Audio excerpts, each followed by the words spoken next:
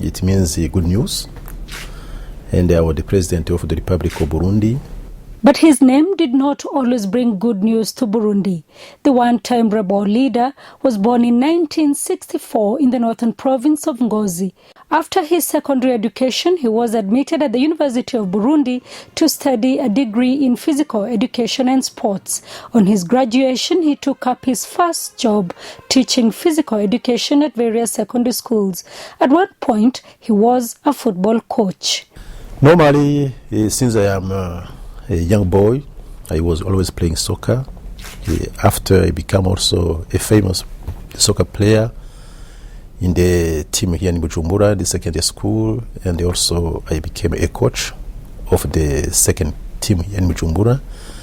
I have also now my own soccer team formed by the veterans from the national team. That's why my soccer team is called Hallelujah, is to thank God. In 1999, he joined Forces for the Defense of Democracy, which at the time was a rebel movement, and in 2001, he was elected its leader. In October 2003, his rebel group signed a new peace accord with the government, ending a 12-year civil war that had killed 300,000 people. South Africa played a major role in the peace negotiations, which were initiated by the late former President Nelson Mandela.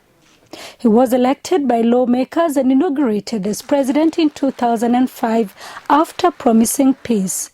But he perpetuated a crackdown on his political opponents and the media when he was re-elected 5 years later. He vied and won a controversial third term in 2015. His opponents said it violated a two-term constitutional limit. He stood his ground. It's not a matter of my decision. It comes from the political party. His government foiled a coup attempt that only enhanced repression of his critics.